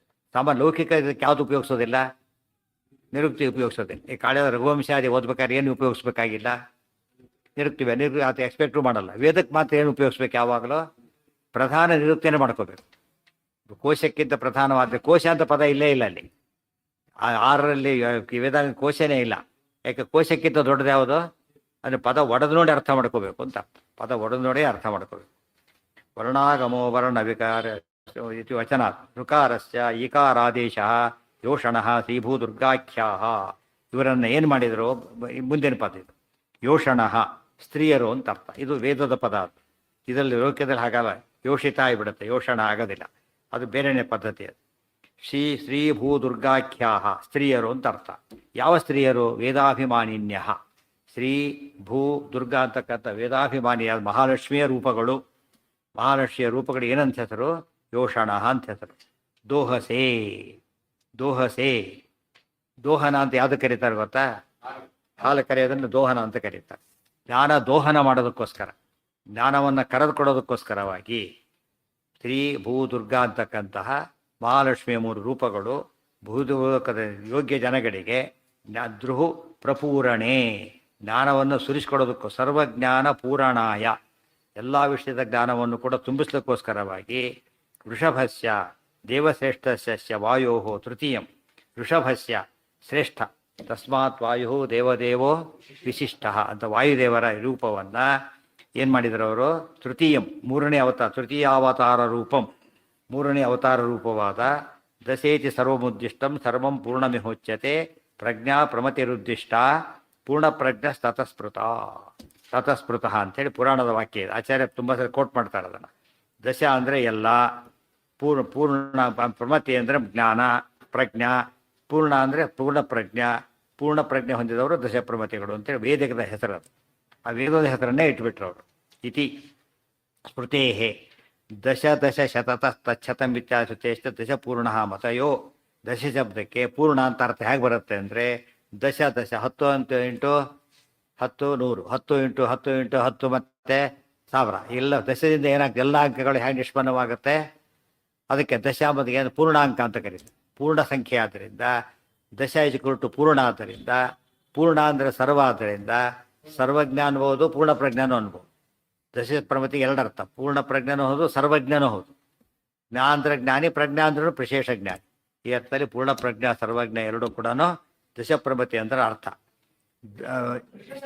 ವೃಷಭ ಶ್ರೇಷ್ಠ, ವೃಷಭ ಅಂದರೆ ಶ್ರೇಷ್ಠ. ಮುನಿ ವೃಷಭ, ದೇವ ವೃಷಭ. ಏನ ಎರಡು ಇದೆ. ವೃಷಭ ಶಬ್ದಕ್ಕೆ 2 ಅರ್ಥ ಇದೆ. ವೃಷಭ ಅಂತ ಹೇಳಿದಾಗ ಎತ್ತು ಅಂತ ಇದೆಲ್ಲ ಅರ್ಥ. ಉದಾಹರಣೆಗೆ ಸಿಂಹ ಅಂದರೆ ಸಿಂಹ ಅಂತ ಅರ್ಥ, ಪುರುಷ ಸಿಂಹ ಅಂದರೆ ಪುರುಷ ಶ್ರೇಷ್ಠ ಅಂತ ಅರ್ಥ. ಅದು ಸಮಾಸದ ಕೊನೆಯಲ್ಲಿ ಬಂದಾಗ ಪುಲ್ಲಿಂಗದ ಶಬ್ದಗಳಿಗೆ ಸಿಂಹ, ಶಾರ್ದೂಲ, ಪುಂಗವ ಇತ್ಯಾದಿ ಶಬ್ದಗಳಿಗೆ ಏನಂತ ಅರ್ಥ? ಶ್ರೇಷ್ಠ ಅಂತ ಅರ್ಥ. ಇಲ್ಲೂ ಕೂಡ ವೃಷಭಸ್ಯ, ಯಾವ ವೃಷಭಸ್ಯ? ದೇವಋಷಭ ಅಂತ ಅರ್ಥ. ದೇವಶ್ರೇಷ್ಠನಾದಂತಹ ಬರೆದಿದ್ದಾರೆ. ದೇವಶ್ರೇಷ್ಠಸ್ಯ ವಾಯೋ ತೃತೀಯಾವತಾರ ರೂಪಂ ದಶೇತಿ ಸರ್ವಮುದ್ದಿಷ್ಟಂ ಸರ್ವಂ ಪೂರ್ಣಮಿಹೋಚ್ಯತೆ ಮಾತಿನಿಂದ ಮತಯೋ ಭಗವದ್ ವಿಷಯತ್ವಾತ್ ಪ್ರಕೃಷ್ಟಾಮತಯ. ವಾಯುದೇವರಿಗೆ ಪೂರ್ಣಮತಿ ಅಂದರೆ ಸಾಕು. ಪೂರ್ಣ ಪ್ರಮತಿ ಆತಕ್ಕೆ ಅದಕ್ಕೆ ಹೇಳ್ತಾರೆ ಪ್ರಾವಿಷಯಕ ಮತಿ. ಅಂದರೆ ಪರಮಾತ್ಮ. ಆಕಾಯ ಪ್ರಾವಿ ಸಂಭೂಮ ಸಖಃ ವಿಷ್ಣುವಾಚಕ. ಅಂದರೆ ದೇವರ ಹೆಸರು. ಅದಕ್ಕೆ ವಿಷಯಕ ಮತಿ, ದೇವರ ವಿಷಯದ ಜ್ಞಾನ, ಅದು ಪರವಿದ್ಯೆ. ಇವತ್ತು ಪೂರ್ಣ ಪ್ರಜ್ಞೆ ಅಲ್ಲ. ಟೆಕ್ಸ್ಟ್ ಜ್ಞಾನ, ಕಾದಂಬರಿ ಜ್ಞಾನ ಅಂತ ಹೇಗೆ ನಮಗೆ ಬೇರೆ ಗೊತ್ತದೋ, ಲೌಕಿಕ ಜ್ಞಾನ ವೈದಿಕ ಜ್ಞಾನ ಬೇರೆ. ವೈದಿಕ ಜ್ಞಾನ ಎಂಬುದೇನು ಭಗವದ್ವಿಷಯಕವಾದದ್ದು, ಪರಾವಿದ್ಯ. ಅದ್ರ ಬಗ್ಗೆ ಪೂರ್ಣ ಜ್ಞಾನ ಇರೋದ್ರಿಂದ ಅವ್ರಿಗೇನಂತ ಹೆಸರು? ಪೂರ್ಣ ಪ್ರಮತಿ ಅಂತ ಹೆಸರು. ಪ್ರಕೃಷ್ಟವಾದ ಮತಿ, ಪ್ರಮತಿ. ಪ್ರಮಿತಿ ಜ್ಞಾನ ಅಂತಲೂ ಅರ್ಥ. ಎರಡಕ್ಕೂ ವಿಶೇಷವಾದ ಅರ್ಥ. ಪೂರ್ಣ ಪ್ರಜ್ಞಮಿತಿ ಯಾವತ್ತು ಜನಯಂತ ಬಹುಲಂ ಛಂದಸಿ ಅಮಾಂಗ್ ಯೋಗೇಪಿ ಇತಿ ವಚನಾತ್ ಅಜನಯಂತ. ಅಲ್ಲಿ ಜನಯಂತ ಅನ್ನೋ ಪದ ಇದೆ. ಅಜನಯಂತ ಅಂತ ಅರ್ಥ ಬರೆದರು. ಅಜನಯಂತ ಹೇಗಾಯ್ತು? ಅಜನಯಂತ ಅಂದರೆ ವೇದಗಳಲ್ಲಿ ಆ ಇಲ್ಲದೆ ಹೋದರೂ ಇದೆ ಅಂತ ಅರ್ಥ. ಅದು ಅರ್ಥ ಸೇರಿಸ್ಕೊಂಡ್ರೆ ಮಾತ್ರ ಅರ್ಥ ಬರೋದಾದರೆ, ಇಲ್ಲದೆ ಹೋದ್ರು ಕೂಡ ಏನು ಮಾಡ್ಬೇಕು? ಅದನ್ನು ಅಂಡರ್ಸ್ಟುಡ್ ಲುಕ್ಕೇರ್ ಅಂತೆ. ಲುಕ್ಕೇರ್ ಅಂದ್ರೆ ಏನರ್ಥ? ಯು ಲಿಕ್ಕೇರ್ ಅಂತ. ಅಲ್ಲಿ ಬರಿಬೇಕಾಗಿಲ್ಲ. ನೇಮ್ ಅಂತಾರೆ. ವಾಟ್ ಈಸ್ ಯುವರ್ ನೇಮ್ ಅಂತ ಕೇಳಬೇಕು. ನೇಮ್ ಅಂದರೆ ಮುಗಿದೈತೆ ಅಷ್ಟೇ. ಮೈ ನೇಮ್ ಏಜ್ ಅಂತ ಹೇಳಬೇಕಾಗಿಲ್ಲ. ಹೆಸರು ಹೇಳ್ಬಿಟ್ರೆ ಸಾಕು. ಅದು ಪ್ರೈವೇಟ್ ಸ್ಕೂಲ್ ಹಾಗೆ ಹೇಳಬೇಕು. ಬರೀ ಹೇಳಿದ್ರೆ ಬೈತಾರೆ. ಇಲ್ಲಿ ಹೇಳಿದ್ರೆ ಹಾಗೆ ಹೇಳಿದ್ರೆ ಬೈತಾರೆ. ಇಲ್ಲಿ ಇಷ್ಟೇ ಇರಬೇಕು ಯಾವಾಗ. ಹಾಂ ಹೌದು. ಅಂದರೆ ದೇವರು. ಅಥವಾ ಎರಡು ಅರ್ಥ. ಅಂದರೆ ಶ್ರೇಷ್ಠ ಅಂತ ಒಂದು ಅರ್ಥ. ಶ್ರೇಷ್ಠವಾದ ಜ್ಞಾನ ಇದೆ ಅದೊಂದು. ಇನ್ನೊಂದು ದೇವರ ವಿಷಯಕ್ಕೆ ಜ್ಞಾನ ಇದೆ. ಲೌಕಿಕ ಜ್ಞಾನ ಇನ್ನಂತ ಕರೆಯೋದಿಲ್ಲ.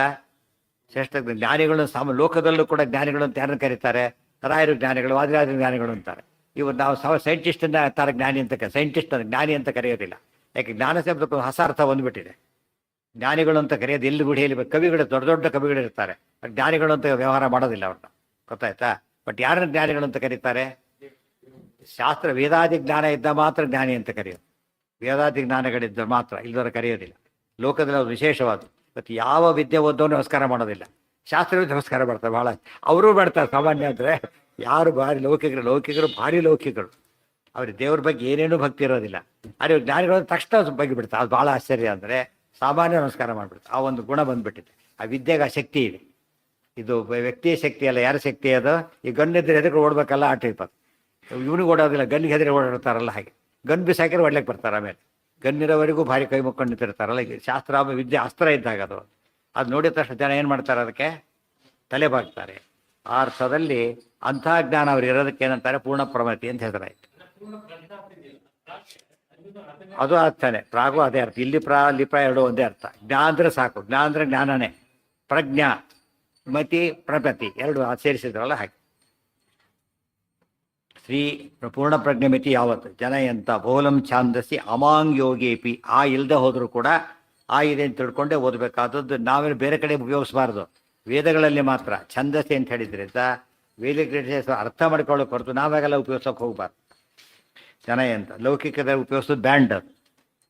ಶ್ರೀಭೂದುರ್ಗಾಖ್ಯಾ ನಮ್ಮಲ್ಲಿ ಪದ್ಧತಿ ಇದೆ. ಪೊಲೀಸು ವೆಪನ್ ಇಟ್ಕೊಂಡಿರ್ತಾರೆ, ನಾವು ಇಟ್ಕೊಂಡ್ರೆ ಅಫೆನ್ಸ್ ಅದು. ಗೊತ್ತಾಯ್ತಾ? ರಿಸರ್ವ್ ಪೊಲೀಸ್ ಬಿತ್ತು ಇಲ್ಲಿಂದ ಬರ್ತಾನೆ, ಗನ್ ಹಿಡ್ಕೊಂಡು ಬರ್ತಾನೆ. ಕುಡ್ದಲ್ಲಿ ಹಿಡ್ಕೊಂಡು ಹೋಗ್ಬಿಟ್ರೆ ಅವರಿಗೆ ಧರ್ಮ, ನಮಗೆಲ್ಲ ಅದು. ಯಾಕೆ? ಅವ್ರಿಗೆ ಕೆಲಸ ಏನವ್ರದ್ದು? ಪ್ರೊಟೆಕ್ಷನ್ಗೆ ಅವ್ರಿಗೆ ಹೆಲ್ಪ್ ಬೇಕು, ಅದಕ್ಕೋಸ್ಕರ ತೊಗೊಂಡು ಬರ್ತಾರೆ. ನಮಗದಿಲ್ಲ. ಇದು ನಮ್ಮಲ್ಲಿ ಅವ್ರು ಇಟ್ಕೊಳ್ದು ಹೋದ್ರೆ ಅಪರಾಧ, ನಾವು ಇಟ್ಕೊಂಡ್ರೆ ಅಪರಾಧ.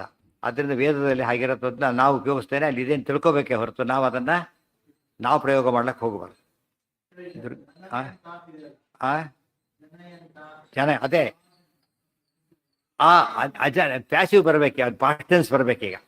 ಹುಟ್ಟಿಸಿದರು ಅಂತ ಅರ್ಥ. ಈಗ ಹುಟ್ಟಿಸಿದರು ಸೇರ್ಬೇಕೆಂದ್ರೆ ಹುಟ್ಟಿಸ ಅರ್ಥ ಬರೋದಿಲ್ಲ ಅದಕ್ಕೆ.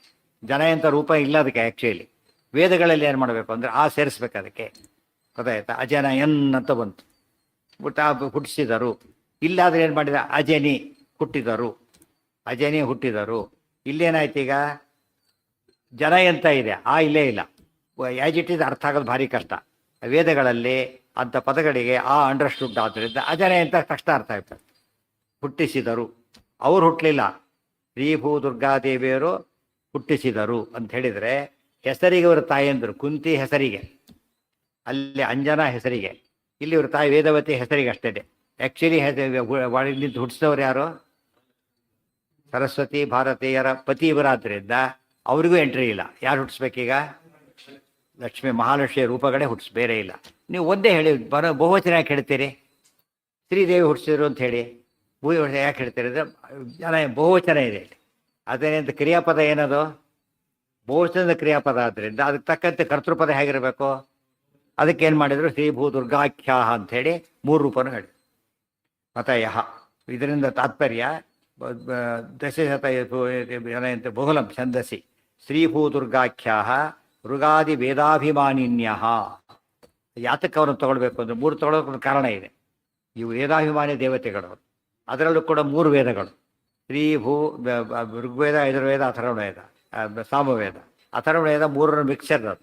ಆದ್ದರಿಂದ ಬರೀ ವೇದ ತಗೊಂಡ 3 ಅಂತ ಹೇಳಬೇಕು. ತ್ರಯಿ ಅಂತಲೇ ಅದಕ್ಕೆ ಹೆಸರು.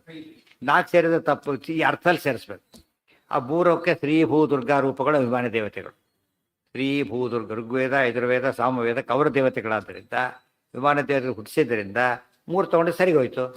ಅಲ್ಲಿ ಪ್ರತಿಯೊಂದಕ್ಕೂ ಕಾರಣ ಇರಬೇಕು. ಸುಮ್ಮನೆ ಅರ್ಥ ಮಾಡಿಬಿಟ್ರೆ ಮಹತ್ವ ಇಲ್ಲ, 3ಕ್ಕೂ ಕಾರಣ ಇರಬೇಕು. ವೇದಾಭಿಮಾನಿ ದೇವತೆಗಳು ಇವರನ್ನು ತಾವು ಇವರ ತಾಯಿನಲ್ಲಿ ತಾವೇ ಹುಟ್ಟಿಸಿದವರು ಇವರಲ್ಲ. ಈಗ ಮುಖ್ಯವಾಗಿ ತಂದೆ ಅನಿಸ್ಕೊಳ್ಳೋ ಹಕ್ಕು ಯಾರಿಗೆ? ವಾಯುದೇವರಿಗೆ, ನಾರಾಯಣ. ತಾಯಿ ಅನಿಸ್ಕೊಳ್ಳೋ ಹಕ್ಕು ಯಾರಿಗೆ? ದೇವರಿಗೆ, ಲಕ್ಷ್ಮಿ. ಬೇರೆಯವರಿಗಿಲ್ಲ. ಆದ್ದರಿಂದ ಹುಡುಗರು ನಿಂತು ಮಾಡಿಸೋದು ಹೊರತು ಬೇರೆಯವರಲ್ಲ. ವ್ಯಾಖ್ಯಾತತ್ವ ಯಥಾವದ್ ವ್ಯಾಖ್ಯಾನಾಯ ಅಜನಯಂತ ಶ್ರೀಭೂ ದುರ್ಗಾಖ್ಯಾಹ ದುರ್ಗಾದಿ ವೇದಾಭಿಮಾನಿನ್ಯೋ ದೇವ್ಯ ಸ್ವಾಭಿಮನ್ಯಮಾನ ವೇದಾನಾಂ ಅನ್ಯೈಃ ಅನ್ಯಥಾ ವ್ಯಾಖ್ಯಾತತ್ವಾತ್ ಯಥಾವದ್ ವ್ಯಾಖ್ಯಾನಾಯ ಮಧ್ಯಗೇಹಾಖ್ಯ ವಿಪ್ರಪತ್ನ್ಯಾಃ ಉದರೇ ಸ್ಥಿತ್ವಾ ಅಜನಯಂತ ಇತಿ ಭಾವಃ. ಏನು ಒಟ್ಟು ತಾತ್ಪರ್ಯ ಏನು ಅಂದರೆ, ಈ 3 ಜನ ದೇವರು ಋಷಿ ರೂಪಗಳು ಸ್ವ ಅಭಿಮನ್ಯಮಾನ ವೇದಾನಾಂ, ತಮ್ಮಿಂದ ಅಭಿಮಾನಿಸಲ್ಪಟ್ಟಿರುತ್ತವ ಅಂದರೆ ತಾವು ಅಭಿಮಾನಿಗಳಾಗಿರುವ 3 ವೇದಗಳಿಗೆ ಏನು ಮಾಡಿದರು ಅವರು? ಆ ವೇದಗಳನ್ನ ಏನು ಮಾಡಿದರು ಬೇರೆಯವರು? ಅನ್ಯಥಾ ಬೇರೆ ಅರ್ಥ ಮಾಡಿಬಿಟ್ಟಿದ್ರು. ವೇದಗಳಲ್ಲಿ ಇವತ್ತು ಭಗವದ್ಗೀತೆ ಹೆಸರು ಭಗವದ್ಗೀತೆ, ಭಗವಂತನ ವಿಚಾರನೇ ಹೇಳೋದಿಲ್ಲ. ಭಗವದ್ಗೀತೆ ಉಪನ್ಯಾಸ ಮಾಡಿದ್ದೇನೆ, ಏನಾಯ್ತು ಅಲ್ಲಿ ಕೊನೆಗೆ?